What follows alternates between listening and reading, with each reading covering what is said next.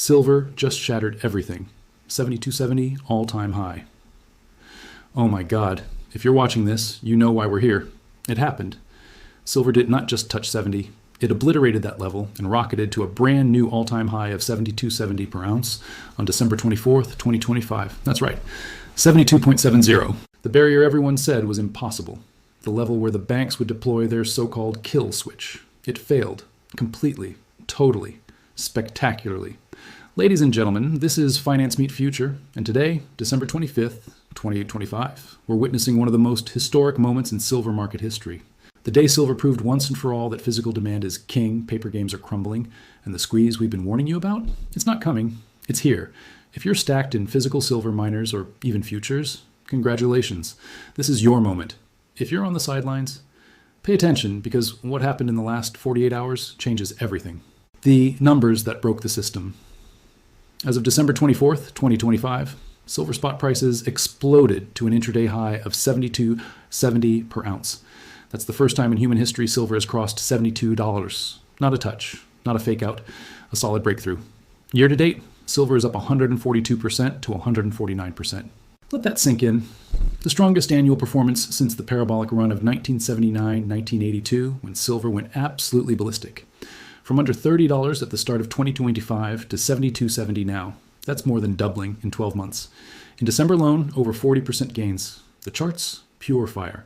Higher highs, higher lows, parabolic curve accelerating like a rocket leaving Earth's orbit. But let's talk about today specifically. Silver opened strong around $70, climbed steadily through Asian and European sessions, then absolutely rocketed in US trading, hitting $72.70 before pulling back to around $71 to $72 by close. Traders on X were losing their minds. Posts like silver $72, banks in full panic mode going viral. The volume? Massive, despite holiday trading. Then came the pullback. Prices dipped slightly to 71 to 72 range. Why? Classic profit taking. After a spike like that, traders lock in gains, especially in thin holiday trading where liquidity is low and moves get exaggerated. Some dollar strength came back too, but this is not a reversal. It's consolidation. The market catching its breath after running $20+ in under 6 weeks. The breakthrough is intact. The $70 barrier is broken. Why the kill switch failed. The banks tried everything. Margin hikes in mid-December, 9.5% to 15% increases to manage volatility, spoofing rumors. Fake sell walls to scare retail. Algorithmic pressure. None of it worked. 72.70 happened anyway. Why? Because this rally isn't speculation. It's fundamentals on steroids. The geopolitical powder keg. Let's talk about what lit the fuse. Venezuelan oil sanctions escalated dramatically with U.S. enforcement actions on tankers. Not just threats, but actual seizures, blocking oil flows. Then came the cyber component. A confirmed cyber attack on PDVSA, Venezuela's state oil company, with systems down and operations disrupted for potentially weeks. Why does this matter for silver? Because energy disruption equals inflation risk. Oil markets get nervous. Supply chains start pricing in delays.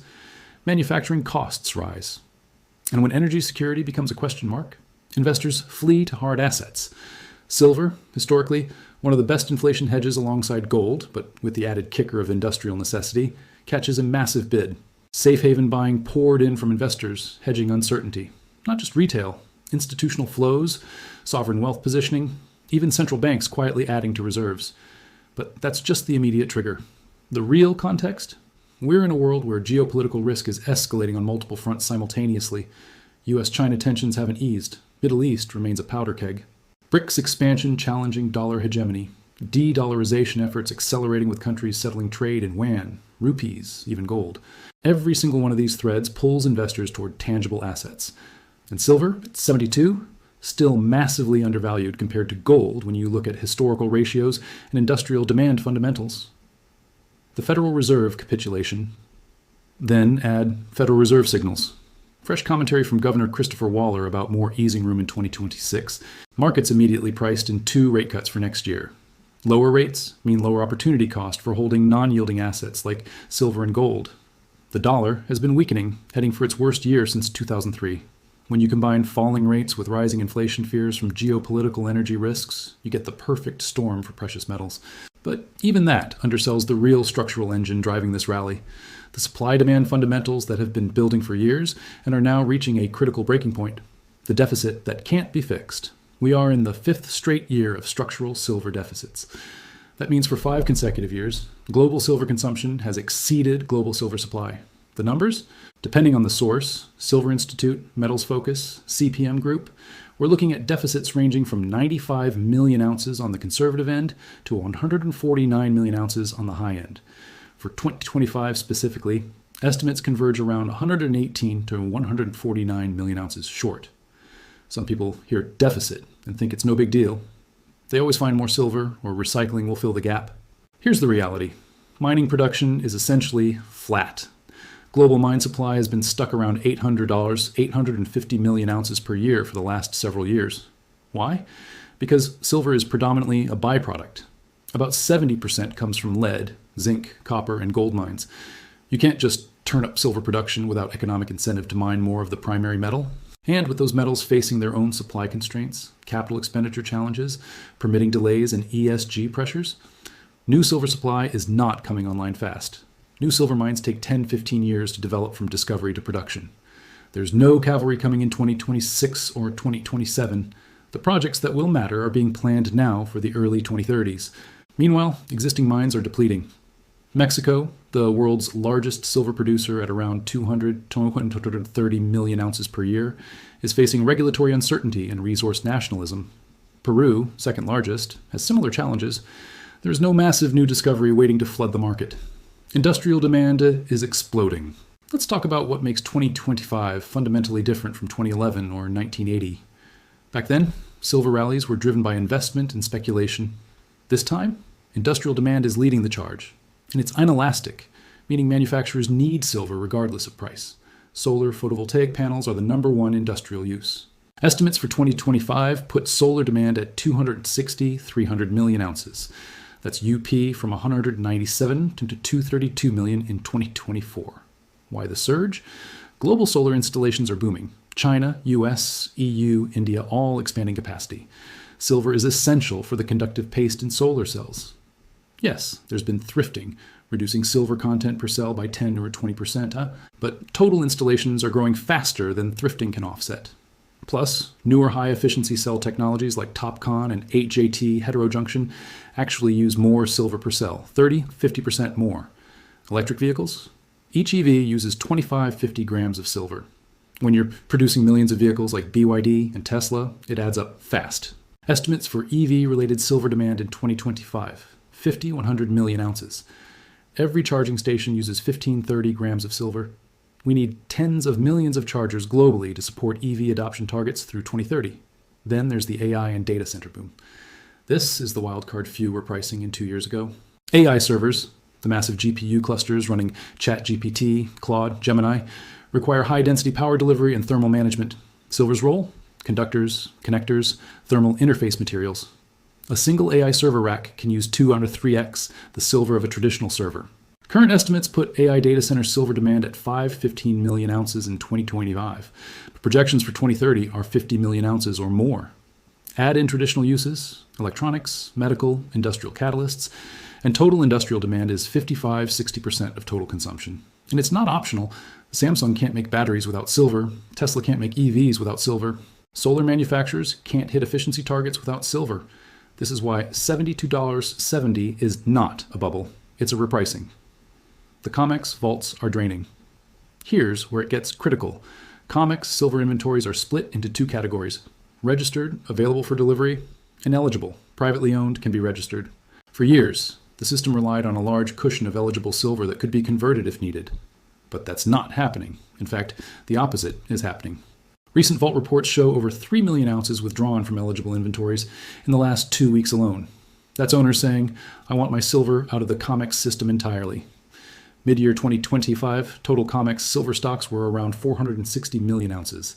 As of late December, approximately 450 million ounces, a 10 million ounce net decline over 6 months. And the pace is accelerating. 3 million ounces in 2 weeks? That's a pace that would drain 50 million ounces in a year. This is happening while price is at all-time highs. Normally, high prices bring metal out of hiding. People sell at highs. Not this time. High prices are triggering the opposite. Holders are pulling metal out because they expect even higher prices, or they don't trust the system to deliver if a real squeeze happens. Why would someone withdraw from eligible? Several reasons, all pointing to the same belief. This isn't over, and I want my metal in my hands, strong hands accumulating. Family offices, sovereign wealth funds, maybe even industrial securing supply. They see the deficit math, they see industrial demand growing, they see geopolitical risk, and they're taking delivery. Not paper, not ETFs, physical bars in their own vaults. Second reason? Distrust of the COMEX system. There's a long history of rule changes during crisis. 1980, Hunt Brothers squeezed silver to $50. COMEX changed rules to liquidation only. Price crashed. 2011, margin hikes killed the rally at $48.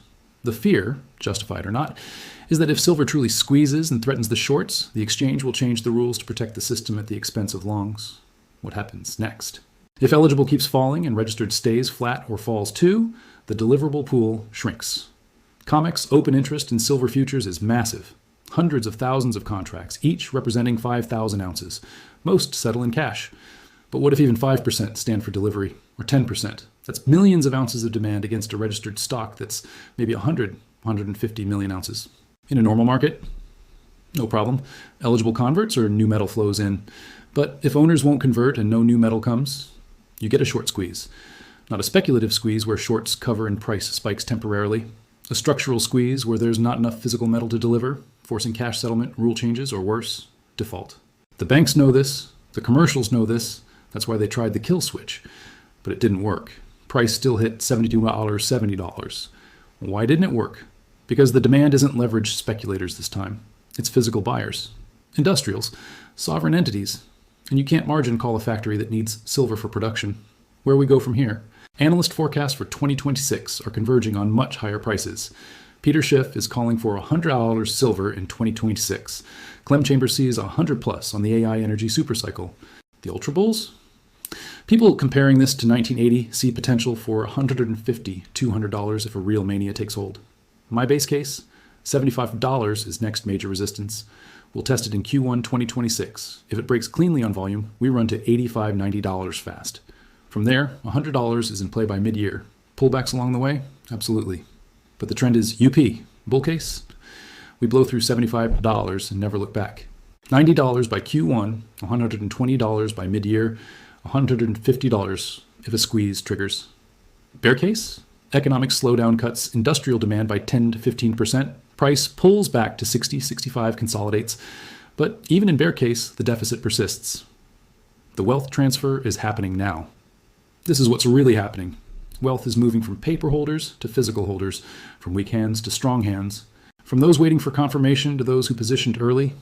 Today at 72.70, the confirmation is here. The mainstream will start paying attention. CNBC will run segments. Bloomberg will interview analysts. Reddit and Twitter will buzz. New money will flood in. But the real move? It's ahead. When industrials can't get metal at any price. When COMEX registered falls below 50 million ounces. When vaults are truly empty and dealers have nothing to sell. When paper contracts start cash settling because delivery isn't possible. That's when $100 feels cheap. The silence before, the period where price was grinding sideways, dipping on no news, frustrating believers, that was the distribution phase. Weak hands selling to strong hands. The market's shaking out before the real run. The storm is here. Availability is disappearing. And price is going vertical. The banks know it. The commercials know it. The industrials know it. That's why there's desperation, trying to manage the narrative, cap the price, delay the inevitable. But they can't stop physics. They can't print silver. And today with 72.70, the kill switch failed. The paper system lost control. Physical won. Tomorrow, higher. Next week, volatility, but higher trend. Next year, if the fundamentals hold and the deficit persists and the crowd rushes in, we're talking about a repricing event that will be studied for decades. This is your moment. Hold the line. Demand delivery if you're trading futures. Be the strong hand when weak hands panic on dips. Accumulate on weakness. Celebrate strength. But don't get complacent. The battle isn't over. It's just entering a new phase. We at Finance Meet Future want to thank you for being part of this movement. While mainstream media sleeps, while banks scramble, while governments pretend everything's fine, you're here, learning, questioning, positioning ahead of the crowd. You're not late, you're early. The silver squeeze, the COMEX breakdown, the repricing. It's all just beginning. 7270 is the start, not the end. Comment below, what's your target for silver in 2026? 150? Higher? Stack smart. Stay strong. The future is silver. The future is finance meet future.